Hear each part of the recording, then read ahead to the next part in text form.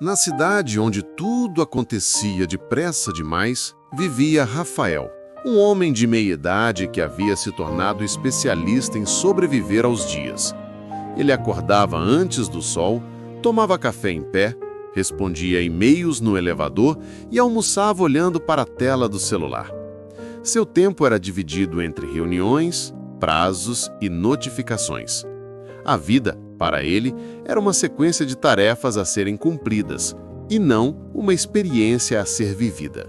Rafael morava no 12º andar de um prédio alto, cercado por outros prédios ainda mais altos. Sua janela dava para um mar de concreto, onde o céu parecia um detalhe esquecido.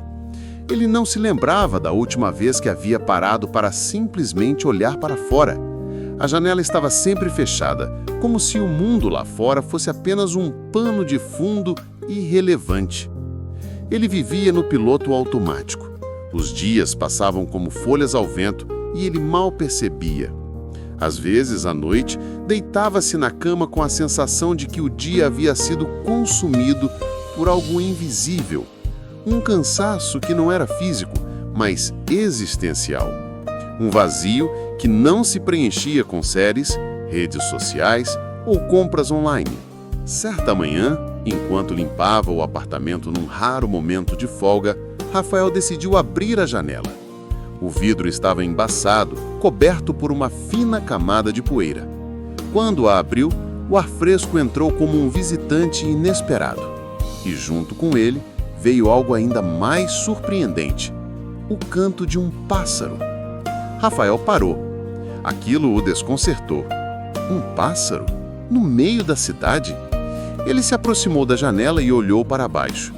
Entre os prédios, escondido como um segredo bem guardado, havia um pequeno jardim. Era simples, com algumas árvores, flores coloridas e um banco de madeira ao lado de uma igreja antiga. O contraste com o caos urbano era tão grande que parecia uma pintura fora de lugar. Nos dias seguintes, Rafael passou a observar o jardim com frequência. Sempre havia uma senhora lá, cuidando das plantas com uma delicadeza quase sagrada. Ela regava as flores, podava os galhos, recolhia folhas secas. Às vezes, sentava-se no banco e ficava apenas olhando o céu, como se conversasse com alguém invisível. Um dia, ela olhou para cima e, como se soubesse que estava sendo observada, sorriu para a janela de Rafael. Ele, pego de surpresa, retribuiu com um aceno tímido. Sentiu-se estranho. Havia algo naquele sorriso que o desarmou. No domingo seguinte, movido por uma inquietação que não sabia nomear, Rafael desceu até o jardim. A igreja estava aberta, mas vazia. O jardim, no entanto, estava vivo. A senhora estava lá, ajoelhada, plantando algo novo. "Bom dia", disse ele com certa hesitação.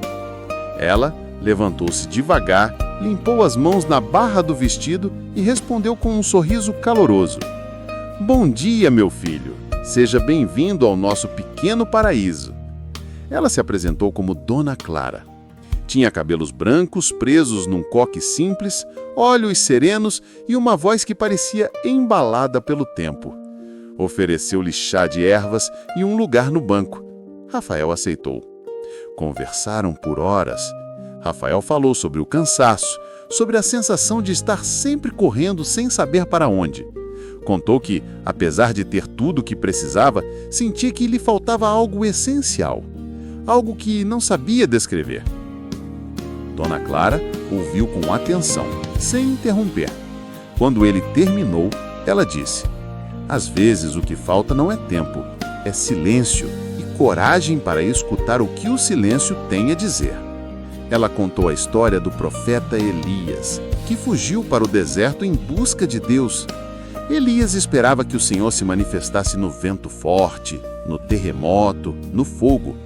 Mas Deus veio no sussurro, um sussurro suave, quase imperceptível. Rafael ficou em silêncio.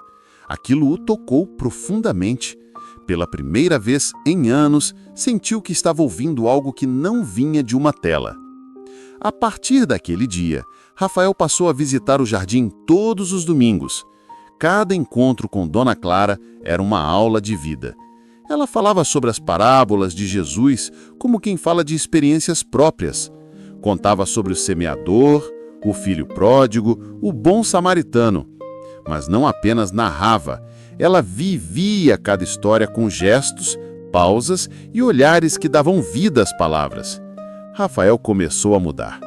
Desacelerou, passou a caminhar sem destino, a ler a Bíblia, a escrever pensamentos num caderno antigo que encontrou guardado. A janela do seu apartamento, antes esquecida, agora estava sempre aberta. Ele começou a ver o céu, as nuvens, os ciclos. Começou a perceber que o mundo não era apenas de tarefas, mas de sinais. Ele começou a reparar nas pessoas. No porteiro que sempre dizia bom dia e que ele nunca respondia. No vizinho idoso que regava as plantas da varanda com a mesma paciência de Dona Clara. No menino que brincava com um carrinho de brinquedo no corredor do prédio. A vida estava ali o tempo todo, ele é que não via. Certa tarde, ao chegar ao jardim, encontrou tudo molhado. Uma tempestade havia passado.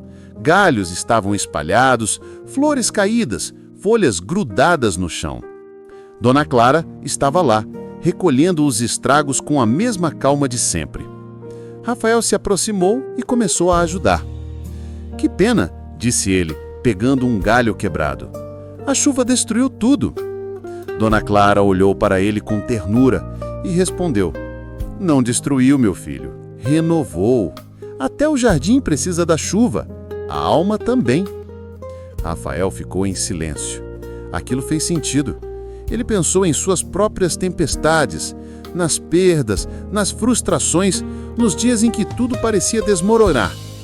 Talvez não fossem destruições, talvez fossem renascimentos disfarçados. Naquela noite, Rafael voltou para casa diferente. Sentou-se diante da janela aberta e ficou ali, apenas respirando. Não havia música, nem notificações, nem distrações. Apenas ele, o vento e o céu. O tempo passou. Rafael continuou a sua jornada. Ele não virou monge, nem abandonou o trabalho, mas agora vivia com consciência. Ele respirava, ele escutava, ele orava. A janela que ele abriu não era apenas de vidro, era a janela da alma. Ele ainda visitava o jardim, mas agora também levava outras pessoas. Um colega de trabalho que estava em crise, uma vizinha que havia perdido o marido, um adolescente da igreja que se sentia perdido. O jardim se tornara um lugar de cura, de escuta, de recomeço. Dona Clara, certa vez, disse: "O jardim é só um reflexo do que podemos cultivar por dentro. Cada flor aqui fora é uma oração que alguém fez em silêncio." Rafael sorriu. Ele sabia, porque agora, toda vez que olhava pela janela, não via apenas um jardim, via um convite, um lembrete, uma promessa. E assim, Rafael descobriu que Deus não está apenas no templo, mas no tempo. E que para encontrá-lo, às vezes basta abrir a janela. Às vezes, o maior milagre não é uma cura súbita, nem uma revelação grandiosa. É simplesmente o despertar da consciência. É quando alguém, como Rafael, abre uma janela, não para ventilar o ar, mas para ventilar a alma. No plano filosófico, aprendemos que o sentido da vida não está nos grandes feitos, mas na presença plena. A correria nos rouba o agora, e o agora é tudo que temos. O jardim não é apenas um lugar físico, é a metáfora daquilo que cultivamos dentro de nós. E, como disse Dona Clara, cada flor é uma oração silenciosa. A vida floresce onde há escuta, pausa e intenção. No plano religioso, vemos que Deus não se revela apenas nos altares ou nas cerimônias. Ele se manifesta no cotidiano, no gesto simples, no silêncio que fala. O sussurro que Elias ouviu no deserto é o mesmo que Rafael encontrou no jardim. A fé não é apenas crença, é escuta. É abrir espaço para que o divino respire dentro de nós. No plano motivacional, entendemos que transformação não exige ruptura, mas decisão.